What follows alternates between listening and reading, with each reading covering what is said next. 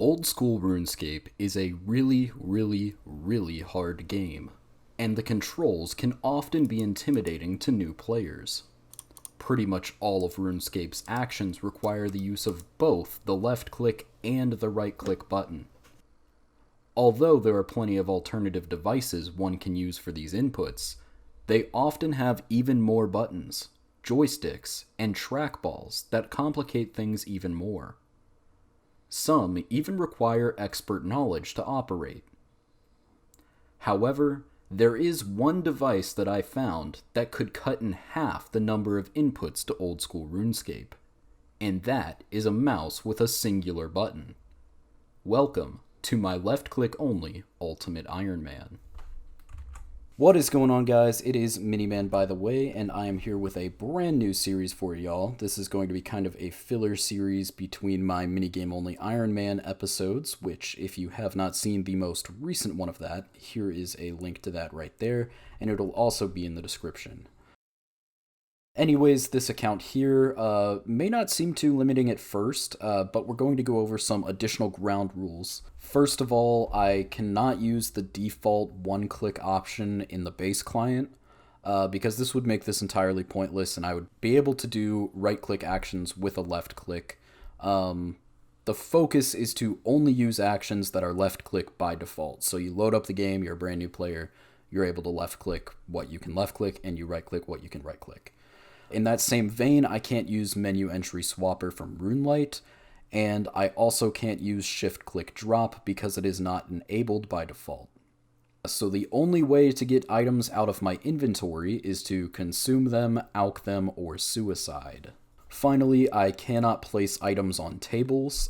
Technically, per my rules of it being a left-click default action, this should be allowed, but I think it would totally negate inventory management. Tables that you can place items on are actually pretty common around RuneScape, and I think it would make the whole inventory management aspect of this account a lot less interesting. There's a lot more implications that come along with it. I cannot buy from any shop that has a store interface because the left-click default option is value. I cannot drop anything because I'm an ultimate, and I can't use the destroy feature in the bank either. If I am forced to suicide, I can only loot in the order things appear on the ground. So if something I don't want is above something that I do want, I have to choose between either taking or leaving both items. Of course, a multitude of quests, activities, and so on will be completely unable to be done. So anyways, let's go into what I got accomplished. At the very start of the account, I tried to knock out some of the easy quests that a lot of accounts typically do, mostly because suiciding early on would be a lot less punishing than suiciding after I had gear and supplies that I actually cared about. So I went ahead and smashed out some basics like Cook's Assistant, Priest in Peril, Druidic Ritual, Knight Sword, Imp Catcher, but unfortunately I lost a lot of the footage for that stuff. I was planning on making this a mostly streamed account and wasn't planning on making a video for it until kind of like the second day that I did it. Anyways, the first real interesting thing that I did was Demon Slayer. I wanted to complete this as quickly as possible because Silverlight would be protected on death as long as I'm below level 20 Wilderness, which makes it a really good weapon for early game that would be full of suicides. Additionally, even if I did die with it beyond level 20 Wilderness, I can reclaim it for a mere 500 GP. The biggest thing that helped me with Demon Slayer was discovering that I could buy stews through the chat interface at a pub in Sears Village. It's actually completely left clicks, so all I do is I talk to the guy, and he asks me what I want. I tell him that I want stew, and he gives me stew for GP. So those kind of shops I am able to interact with. I believe kebab shops work the same way, although kebabs are a little more inconsistent, so I went with the stews. So I do have access to some things that I can purchase with coins, which is nice, but I just can't use any shop with an actual interface that I would buy from. Alright, so next up we decided to focus up on construction. It's very useful for Ultimate Ironman, all accounts actually, but especially for storage abilities for Ultimate Ironman. You'll notice that the estate agent was kind enough to plop a book into my inventory, and the only way I could get rid of that was by suiciding in level 20 Wilderness because it is a untradeable object. So anyways, just to clear the inventory, I went ahead and did that.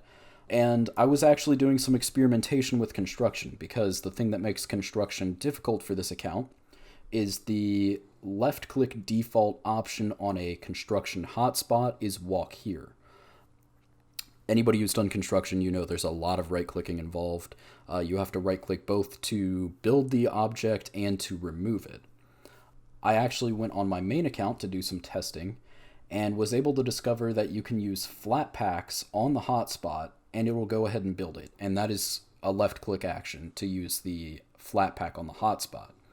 And the way you get these flat packs is by building them at a workbench. So the workbench is something that you can build in a hotspot. And this is going to be my one right-click for the account. Hopefully, don't hold me to that if I have to make another exception. But this one right-click is going to unlock the entire construction skill for me. So I will be building the workbench and building flat packs. You actually get the experience for building the object when you build a flat pack. So I can do that. I can place everything, but if I ever wanted to remove an item, I would have to delete the entire room through the room editor. So anytime I'm upgrading something, if I'm upgrading something in a room that already has some decent stuff in it, it better be worthwhile because I'm going to have to lose everything else that I've built in that room. Next up, we tried to do waterfall. Long story short, I was unable to do it. The very last step of the quest is placing the amulet, Galerial's amulet, on the statue, and I was not able to do that because the left-click default option on the amulet is where. So I guess I have a Galerial's amulet now that I can use. I think it has some decent defensive bonuses, so it's actually not terrible for early game, but I also tried doing this Wise Old Man task system. Got like about 400 prayer experience from doing it. It really wasn't worth it. I was trying to get runes so that I could train magic and unlock low alch so that hopefully I wouldn't need to keep suiciding all the time to get things out of my inventory. I actually just went a few tiles away from the Wise Old Man and started killing dark wizards. They actually have pretty decent rune drop rates, and I would just use the runes to strike the Black Knight that is nearby, and that's how I trained my magic. I also would use the shrimp that are nearby. I would fish those. There is a normal tree by the bank, so I would just chop down a log, set it on fire, cook my shrimp, and then once my inventory had gotten full of burnt shrimp after a couple rounds of that, I would run over to Draenor Bank and I would just pick a bunch of nettles and suicide and run back.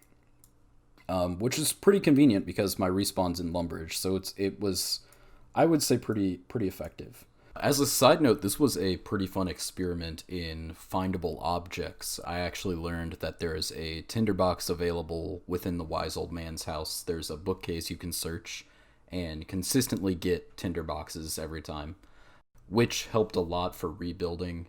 There is also a bronze axe that I can get from Farmer Fred's house. I think that's his name.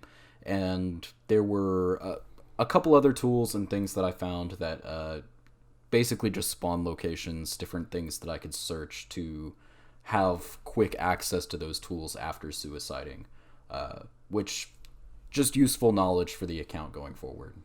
Here's just a couple of suicides, and then this is just a venture of me flinching moss giants because evidently I ran out of footage. So yeah, I think that kind of covers the beginning of the account. We did end up unlocking low alch, and we managed to kill the Black Knight a couple times, but we didn't really get anything interesting from that. He really just drops like 20 coins or something like that. Something really boring. Anyways, I think now that I have low alch unlocked, kind of the next thing that I'm going to try and move towards is going to be doing Winter Todd. Go figure. Nobody's ever seen an Ironman do that before.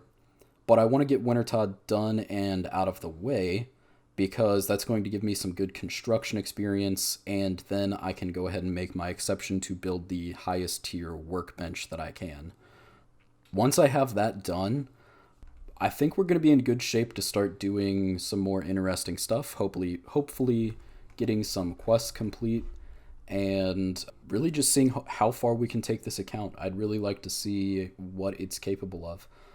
But yeah, I hope you guys enjoyed this account, and if not, I actually have one or two other accounts sort of in progress right now, in addition to this one and my minigame only. So expect to see some more content on this channel. I'm trying to flesh things out and hopefully spread out my uploads. That way it's not like, 6 months between every Miniman video.